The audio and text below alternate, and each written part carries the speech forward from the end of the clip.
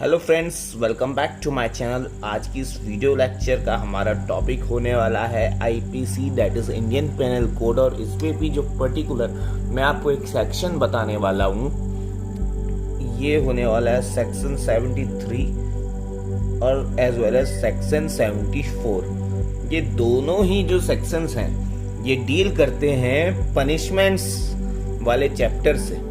Okay, punishments करके आपने देखा होगा आईपीसी में एक चैप्टर है, तो ये रहा वो चैप्टर 3 ऑफ पनिशमेंट्स। देखिए, बेसिकली आपको समझना चाहिए कि पनिशमेंट कितने टाइप की होती है। पहली होती है डेथ पनिशमेंट, दूसरी जो होती है वो होती है इम्प्रिजनमेंट फॉर लाइफ यानी कि आजीवन कारावास, तीसरी जो है वो रिपील कर दी गई है, चौथी जो होती है ये है बेसिकली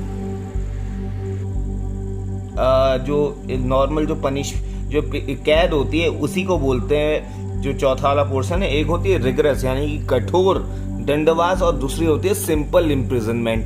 ठीक है, और जो चौथी जो आपकी वो है पनिशमेंट वो होती है फॉरफीचर ऑफ प्रॉपर्टी यानी कि संपत्ति का जब्त कर लेना। ठीक है, और जो लास्ट में जो आपकी जो पांचवी जो पनिशमेंट है वो है फाइन यानी कि दंड। ओके, एक एक करके सारे पनिशमेंट्स जो कुछ भी इस चैप्टर में दिए हुए वो सारे मैं डिस्कस कर चुका हूँ। आप एक बार चैनल पे जाके देख लीजिएगा। तो आज का जो मेरे सेक्शंस जो मैंने लिए हुए वो है सेक्शन 73 और 74। ये दोनों ही डील करते हैं सॉलिटरी कन्फाइनमेंट से। ठीक है, सॉलिटरी कन्फाइनमेंट, चलिए अब समझते हैं क्या होता है ये। तो ये दो सेक्शन 73 और सेक्शन 74 डील करते हैं सॉलिटरी कन्फाइनमेंट। हिंदी में इसको बोलते हैं एकांत परिरोध। ओके, और ऐसा पनिशमेंट इसलिए दिया जाता है ताकि जो कोई भी शख्स है, मान लीजिए ए नाम का बंदा है, इसने कोई ऐसा घिनौना अपराध किया है, इसे अपने उस कांड पर, अपने उस कर्म पे पश्चाताप हो। ठीक है, वो थोड़ा सा जो है वहां पर गिल्टी महसूस करे। अब जैसे किसी जज साहब ने जो है आपको 1 महीने की सजा सुना दी, ठीक है, तो नॉर्मल क्या होगा, या तो ये जो 1 महीना होगा, इस 1 महीने में से कुछ दिन आप जो है जेल में बिताओगे, है ना, और बाकी क्या करोगे, आप जो है बेल पे बाहर आ सकते हो, है ना, या फिर फाइन आप दे के जो है बाहर आ सकते हो, ऐसा भी होता है। लेकिन भैया जब ये सॉलिटरी कन्फाइनमेंट मिल जाती है ना, जब एकांत परिरोध, जैसे नाम से ही आप समझ रहे हो, हिंदी में आप समझो एकांत, यानी कि ये जो ए नाम का बंदा है इसको क्या कर दिया जाएगा, एक लिमिटेड एरिया में कन्फाइन कर दिया जाएगा। ठीक है, कन्फाइन करने का मतलब कि ना ये किसी से उस टाइम पे जो है अच्छे से बात कर पाएगा, ना इधर उधर जो है जा पाएगा। ठीक है, कन्फाइंड हो जाएगा, लिमिटेड हो जाएगा, जो इसका रिस्ट्रिक्शन है, जो इसका मूवमेंट है वो रिस्ट्रिक्शन होगा। क्योंकि देखिए जेल के परिसर में भी जो है बहुत बड़ा कंपाउंड होता है, बहुत जगह जा सकते हैं लोग। ठीक है, अब उनके दोस्त भी बन जाते हैं वहां पे, तो आपस में बात भी कर सकते हैं, तो बहुत सारी एक्टिविटीज ऐसी जेल के अंदर भी होती हैं। लेकिन अगर किसी पर्सन को ये सॉलिटरी कन्फाइनमेंट मिल जाए तो वो क्या करेगा, वो ना कहीं जा पाएगा ना कुछ करेगा। मतलब एक काल कोठरी, एक हिंदी में शब्द होता है, एक 6x6 का रूम होता है, उसके अंदर वो बंद रहेगा। ठीक है, अब इसके भी प्रोविजंस हैं। ठीक है, ऐसा नहीं है कि मान लीजिए उसको 6 साल की सजा मिली है तो 6 के 6 साल जो है वो इसी कमरे में रहेगा, ऐसा नहीं है। तो वही चीज हम आज इस वीडियो में डिस्कस करने वाले हैं। तो चलिए समझते हैं इसे सेक्शन की डेफिनेशन के साथ साथ। देखिए लिखा हुआ है सेक्शन 73 में solitary confinement, whenever any person is convicted of an offense for which under this code the court has power to sentence him to rigorous imprisonment। ये टर्म आप नोट कीजिएगा, rigorous imprisonment। आपको मैं ऑलरेडी बता चुका हूँ punishment कितने type के होते हैं। तो यहाँ पर देखिए जो 4th वाला है ना, imprisonment which is of 2 descriptions namely rigorous that is with hard labor और दूसरा है सिंपल। तो ये किस टाइप का पनिशमेंट की कैटेगरी में आएगा, ये आएगा रिगरस पनिशमेंट होगा। फिर आगे पढ़िए, the court may by its order or may by its sentence order that the offender shall be kept in a solitary confinement for any portion or portions of the imprisonment to which he is sentenced not exceeding 3 months in the whole according to the following scale, that is to say। अब देखिए यहाँ पर जो है division कर दिया गया है कैटेगरी का, ठीक है। पहली कैटेगरी ये है कि a time not exceeding 1 month if the term of imprisonment shall not exceed 6 months। तो वापस चलते हैं इस खतरनाक अपराधी पर। इसको मान लीजिए जज साहब ने 6 महीने की सजा दी है। कितने महीने की? 6 महीने की सजा दी है, 6 मंथ्स। तो ऐसे 6 महीने में किसी भी एक महीने, यानी कि जो इसका जो ड्यूरेशन होगा मैक्सिमम 1 मंथ्स का होगा, जिसमें इसको कैसी सॉलिटरी कन्फाइनमेंट मिलेगी, यानी कि ये अकेला रहेगा, एकांत, है ना। और वैसे भी अगर ये बात चली रही है तो एरिस्टोटल, जी हाँ, एरिस्टोटल का एक कथन मुझे याद आ रहा है कि nobody wants to live in isolation. कोई भी अकेले में रह ही नहीं सकता। ये जो है यूनिवर्सल ट्रूथ है, आप रह के देख लीजिए। कोई ना कोई जो है आपको चाहिए ना फॉर कम्युनिकेशन, कि भाई अगर आप जो है खुद ब खुद बातें करने लगेंगे, या तो आप गौतम बुद्ध बन जाएंगे, महात्मा बुद्ध, या दूसरा आप जो है पागल बन जाएंगे। दोनों में से एक ही काम हो सकता है। या तो आप इनलाइटेंड हो जाएं, या तो आपको बहुत ज्यादा ज्ञान मिल जाए और आप भगवान की उपाधि मिल जाए आपको, आप भगवान बन जाए। और दूसरा, या तो फिर आप जो है बहकी बहकी सी बातें करने लगे और पागल बन जाएं। तो मैं आशा करता हूं कि आपको इतनी बात मेरी समझ में आ रही होगी। इसका जो पहला प्रोविजन उन्होंने बताया है, अ time not exceeding 1 month if the term of imprisonment shall not exceed 6 months. यानी कि जज साहब के पास इतनी पावर है कि अगर जो है पनिशमेंट की जो लिमिट है वो 6 महीने से ज्यादा एक्सीड नहीं कर रही है, तो उस 6 महीने के अंदर अगर कोई आतंकवादी, जो कह रहा हूँ, अगर कोई अपराधी ने कोई ऐसा घिनौना कार्य किया है, तो उस 6 महीने की टेन्योर में से कम 1 महीना जो उसको क्या कर सकते हैं, वो सॉलिटरी कन्फाइन कर सकते हैं। बड़ा ही इंटरेस्टिंग सी चीज है ये समझने वालों के लिए। दूसरा जो देखिए लिखा हुआ है, अ time not exceeding 2 months if the term of imprisonment shall exceed 6 months and shall not exceed 1 year। तो भैया अब देखिए इस अपराधी ए को सजा दे दी गई है 6 महीने से 12 महीने के बीच में की, यानी कि कम से कम 6 महीने की सजा और ज्यादा से ज्यादा 12 महीने की अगर इसकी सजा है। 6 महीना, 7 महीना, 8 महीना, 9, 10, 11, 12, चाहे जितनी भी महीने की सजा जज साहब ने दी है फॉर हिज घिनौना अपराध, तो इन दैट पर्टिकुलर केस जज साहब क्या करेंगे, मैक्सिमम 2 महीने की जो सजा है इसको कैसे बितानी पड़ेगी, एकांत परिरोध की तरह बितानी पड़ेगी, यानी कि सॉलिटरी कन्फाइंड मिलेगा भाई इसे 2 महीने का। अब ये पूरा मैं आपको अभी दिखाऊंगा अगले सेक्शन पे कैसे होगा, क्या होगा। फिलहाल आप जो मैं कह रहा हूं इसको समझते जाइएगा। तो अभी तक आपने जो है 2 केस देखे। एक वो केस जिसमें जो सजा मिल रही थी वो 6 महीने तक का मिल रही थी और उससे कम मिल रही थी, तो उसमें जो है 1 महीने का इसको सॉलिटरी कन्फाइनमेंट होगा। दूसरा आपने केस देखा था जिसमें जो है सजा जज साहब ने 6 महीने से लेके 12 महीने के बीच तक की दी थी, तो उस समय इसको 2 महीने का जो है पनिशमेंट कैसा मिलेगा, सॉलिटरी कन्फाइनमेंट वाला मिलेगा। अब तीसरी कंडीशन यहाँ पर ये हो जाएगी, जब इसको पनिशमेंट एक्सीड कर जाएगी 1 साल से ऊपर की पनिशमेंट, यानी कि 1 साल से अबव, 1 साल या उससे ज्यादा की पनिशमेंट मिलेगी। बेसिकली 1 साल से ज्यादा की पनिशमेंट इसे मिल गई, 2 साल मिल गई, 3 साल मिल गई, तो उन ऑन दैट पर्टिकुलर केस इसको जो सॉलिटरी कन्फाइनमेंट मिलेगी ना, तो उस समय जज साहब के पास पावर है कि 3 महीने तक का इसको सॉलिटरी कन्फाइन कर सकते हैं, लेकिन 3 महीने से ज्यादा नहीं करेंगे। तो यही सारी चीजें जो है आपका सेक्शन 73 में लिखी है। ओके, आप जो है इसका थर्ड वाला ये देखें, a time not exceeding 3 months if the term of imprisonment shall exceed 1 year। ठीक है, तो ये तीनों केस मैंने आपको समझा दिए कि सेक्शन 73 क्या कह रही है। तो अगर इतनी बात आपने समझ ली है तो अब आप जो है साथ में लिख सकते हैं कि ये जो पनिशमेंट है ना, it is a part of rigorous imprisonment.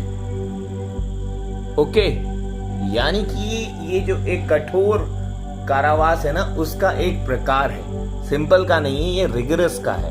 ठीक है, फिर आप लिखें कि maximum punishment of solitary confinement, maximum punishment of solitary confinement, okay, यानी कि एकांत परिरोध की अधिकतम अवधि कुल मिलाकर 3 महीने से अधिक नहीं हो सकती। अब एक इंपॉर्टेंट पॉइंट आप यहाँ पर ये लिखें, जो सेक्शन 74 में भी बताई है। एक बार सेक्शन 74 आप भी रीड कर लीजिए और मैं भी आपके लिए कर देता हूं। Limit of solitary confinement, in executing a sentence of solitary confinement such confinement shall in no case exceed 14 days at a time. Okay, तो ये पॉइंट हमको सेक्शन 74 से मिल गया कि the period of solitary confinement can not exceed 14 days। तो इन दोनों पॉइंटों को देख के आपको एक बात तो समझ में आ गई होगी, क्योंकि मैं ऑलरेडी बता ही चुका हूं कि अगर किसी को जो है इम्प्रिजनमेंट 1 साल से ज्यादा की जज साहब ने ऑफर की है, ठीक है, तो उस समय उसको जो है ये वाली पनिशमेंट, क्या सॉलिटरी कन्फाइनमेंट वाली पनिशमेंट, उसे मैक्सिमम जो है 3 माह की हो सकती है। ठीक है, तो यही ये वाला जो पॉइंट है यहाँ पर, यही मैंने बताया कि solitary confinement can be 3 months in total. Okay, लेकिन क्या वो लगातार 3 महीने उसको सॉलिटरी कन्फाइंड रहेगा? वो 3 महीने जो है क्या लगातार सॉलिटरी कन्फाइंड रहेगा? जी नहीं, बिल्कुल नहीं। ये पॉइंट जो है सेकंड वाली बात बोल रही है कि the period of solitary confinement can not exceed 14 days, यानी कि 14 दिन से ज्यादा उसको जो है सॉलिटरी कन्फाइन नहीं किया जाएगा। 14 दिन का मिलेगा, उसके बाद थोड़ा ब्रेक, नॉर्मल जो इम्प्रिजनमेंट होती है, थोड़ा घुल मिल लेगा लोगों के संग, थोड़ा बात कर लेगा, ताकि उसकी दिमागी स्थिति, उसका जो दिमागी संतुलन है, उसका जो मेंटल स्टेबल है वो बना रहे। अब अगली जो है, अगली इंपॉर्टेंट पॉइंट आप नोट कीजिए, if the total period of rigorous imprisonment exceeds 3 months,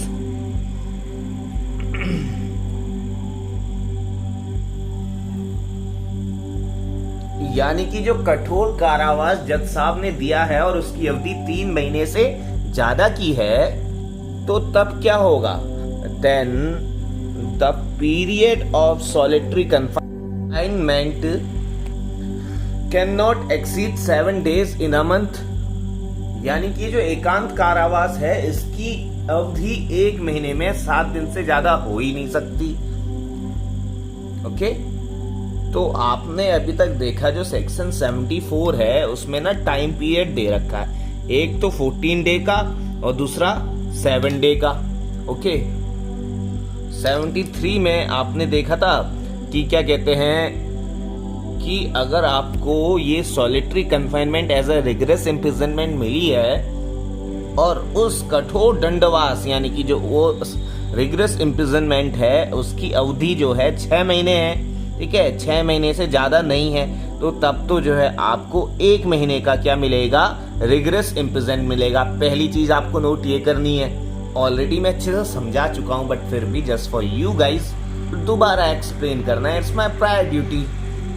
सो अभी तक तो आप समझ गए होंगे सेक्शन 73 और सेक्शन 74 किस चीज से डील कर रहा है। फिर भी सेक्शन 74 बता रहा है कि लिमिट ऑफ सॉलिटरी कन्फाइनमेंट, की अगर सॉलिटरी कन्फाइनमेंट आपको मिलेगी तो कैसे फ्रैक्शंस में मिलेगी, क्या उसका तरीका होगा, इसे देखेंगे अभी।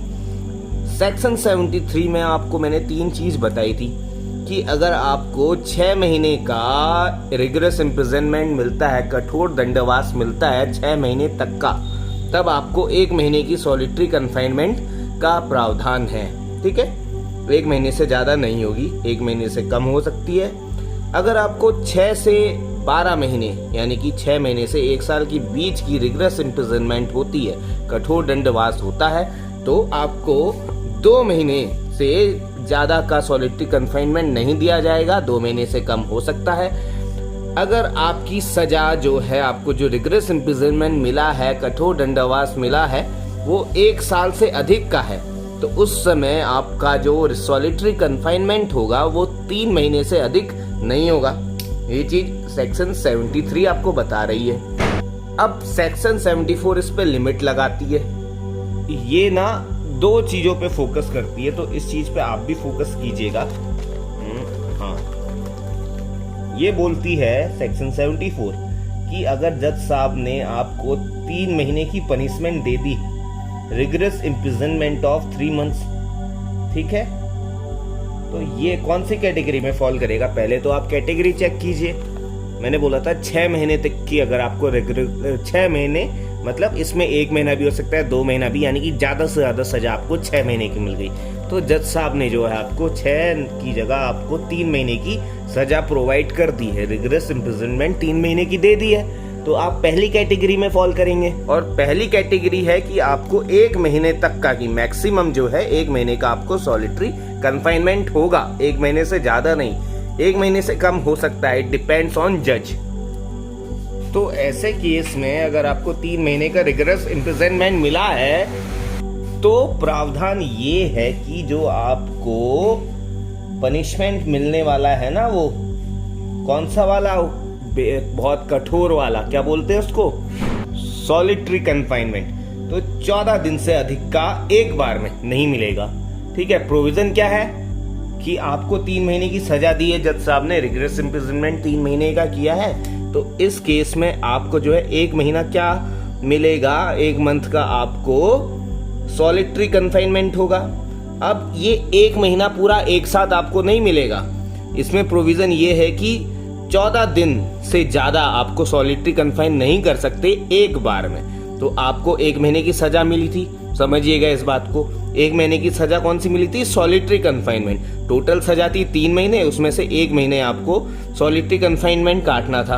अब जरूरी नहीं है कि 3 महीने से पूरा का पूरा 1 महीना, यानी कि आपको जैसे जुलाई में सजा मिली है, जुलाई, अगस्त और सितंबर, जुलाई समझना बहुत जरूरी है, ठीक है, अपने दिलो दिमाग पे बिठा लीजिएगा, जुलाई, अगस्त, सितंबर। जुलाई में आपको सजा मिली, आपको सजा 3 महीने की है, 3 महीने में सितंबर में आपकी सजा हो जाती है पूरी, ठीक है, तो अब 3 महीने में सजा हो जाती है पूरी, तो इनमें से इन तीनों महीनों में को मिला के ये 14 दिन हम कंप्लीट करने वाले हैं। यानी कि जो ये सॉलिटरी कन्फाइनमेंट है, ये फ्रैक्शंस में किया जाएगा, इन फ्रैक्शंस, ठीक है, और जो है 14 दिन से ज्यादा 1 महीने में आपको सजा मिलेगी नहीं। जैसे जुलाई में इन्होंने 14 दिन मैक्सिमम है, जज साहब आपको जो है क्या कर सकते हैं, जज साहब आपको 10 दिन की सजा भी दे सकते हैं कि भाई 10 दिन आप जो है सॉलिटरी कन्फाइनमेंट में बिताओ, लेकिन मैक्सिमम जो है 14 दिन। 14 दिन आपने जुलाई में बिताए,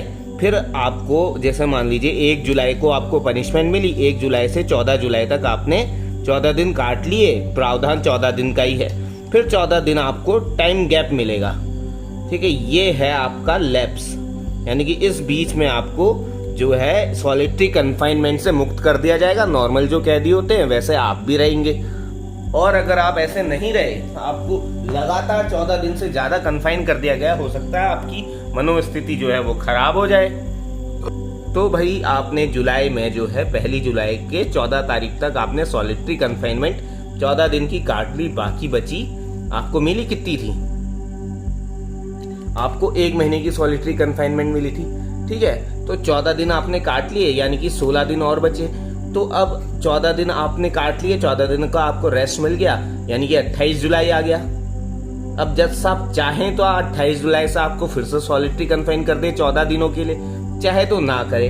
अब जज साहब ने चाहा चलो कोई नहीं, थोड़ा देर रेस्ट करने दो, 3 महीने की सजा तो है ही, तो अगस्त में इन्होंने 16 तारीख ले ली, 16 अगस्त से आपको फिर से 14 दिन के लिए क्या किया, सॉलिटरी कन्फाइन कर दिया, है ना, 16 अगस्त से ये 14 जुलाई से, बीच में टाइम गैप कुछ भी हो सकता है, this is all the discussion power of a जज, ठीक है।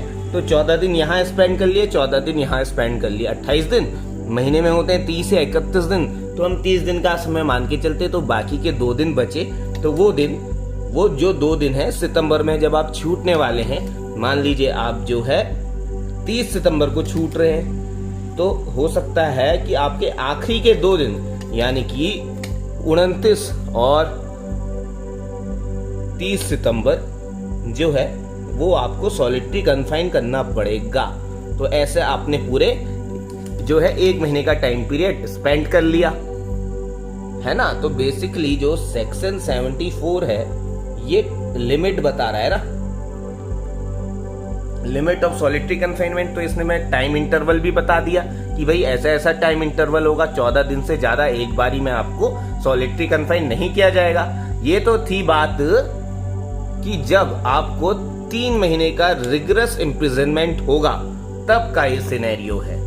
अब हो सकता है आपने जो है कुछ ज्यादा खतरनाक काम कर रखा है, तो जज साहब ने आपको 3 महीने की जगह 4 महीने की जो है इम्प्रिजनमेंट कर दी, 4 महीने की सजा सुना दी, 5 महीने की सुना दी, या 1 साल की सुना दी, या 1 साल से ज्यादा की सुना दी।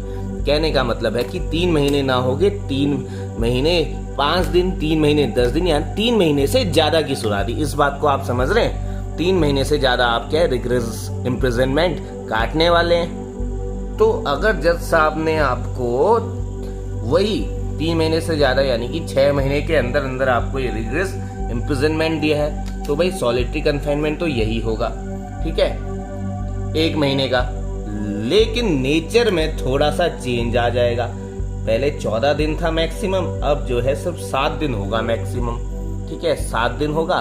फिर टाइम इंटरवल मिलेगा कितने का? इतने ही दिन का, 7 दिन का इंटरवल मिलेगा।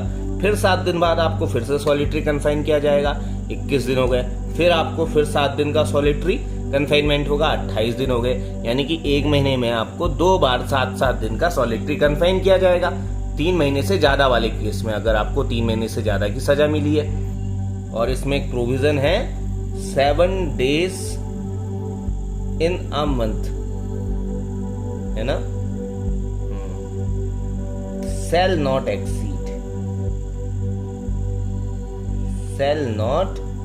exceed 7 days in a month, यानी कि 1 महीने में सिर्फ 7 दिन की आपको सॉलिटरी कन्फाइनमेंट मिलेगी। फिर अगला महीना आपको फिर 7 महीने की 7 दिन की सजा, फिर उसके अगले महीने फिर 7 दिन की सजा। 3 महीने तो ये हो गए। चौथा महीना जैसे ही आएगा उसमें आपको ऑलरेडी जो है 7 दूनी 14, 7 21, 7 चौको 28 दिन आपको कंप्लीट हो जाते हैं। फिर 1-2 दिन और बचते हैं तो उसको अरेंज कर दिया जाएगा। तो इस तरीके से होगा। तो यही कुछ लिखा है 74 में, आप रीड कर लीजिएगा। In executing a sentence of solitary confinement such confinement cell in no case exceed 14 days at a time with intervals between the time intervals है बीच में, between the period of solitary confinement of not less duration than such periods and when the imprisonment awarded shall exceed 3 months। जब कभी भी आपको जो है 3 महीने से ज्यादा की इम्प्रिजनमेंट अवार्ड होगी, है ना, जज साहब प्रेजेंट करेंगे, 3 महीने से ज्यादा की आपको सजा सुना देंगे। The solitary confinement shall not exceed 7 days in any 1 month of the whole imprisonment awarded with intervals between the periods of solitary confinement of not less duration than such periods। इतनी सिंपल सी बात है और बहुत आसान शब्दों में मैंने आपको ये समझाई है।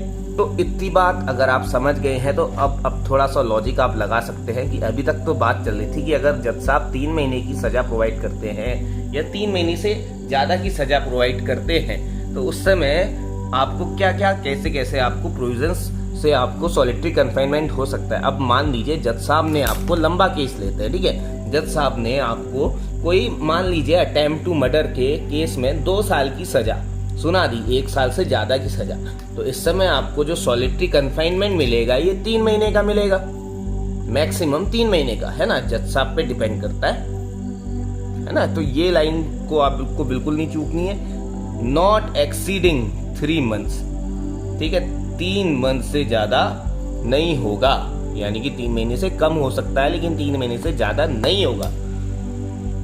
अगर जो है 1 साल से ज्यादा की सजा आपको मिल रही है तो हम एग्जांपल ले रहे हैं कि आपको जो है 12 दूनी 24 महीने की इम्प्रिजनमेंट हो गई है, आप अटेम्प्ट टू मर्डर के केस में अंदर हो गए हो, ठीक है। सो ये रहा भाई अटेम्प्ट टू मर्डर वाला सेक्शन 307, ओके। इसको आप रीड करेंगे तो आपको पता चलेगा whoever does any act without any intention or knowledge and under such circumstance that he by that act caused death he would be guilty of murder shall be punished with imprisonment of either description for a term which may extend to 10 year and shall also be liable to fine। तो यहाँ पर जो है maximum जो आपको punishment है वो 10 साल की सजा है। तो ये मैं जस्ट फॉर एन एग्जांपल आपको समझा रहा हूँ कि अटेम्प्ट टू मर्डर में जो मैक्सिमम पनिशमेंट 10 साल की जज साहब ने आपको दे दिया। आपने किसी की मर्डर करने की कोशिश की, ठीक है, इंटेंशनली की, या फिर आप नहीं चाहते थे, आपने हवा में फायर कर दी और वो गोली घूम के जो है आपके सामने खड़े व्यक्ति पे लग गई और उसकी इंस्टेंटली डेथ हो गई, ठीक है, तो आप जिम्मेदार। तो 307 आप पे लग जाएगी। नहीं मतलब डेथ नहीं हुई, बच गया, आपने उसकी मर्डर करने की कोशिश की, वो गोली अस्पताल में भर्ती हुआ और बच गया, ठीक है, और उसने बयान दे दिया कि भैया सामने वाले बंदे ने गोली चलाई, और आपका जो है सारा बयान हुआ, सब कुछ हुआ, केस वेस हुआ, ट्रायल हुआ कोर्ट में, और आपको जज साहब ने 10 साल की सजा दी। कितने साल की? 10 साल की।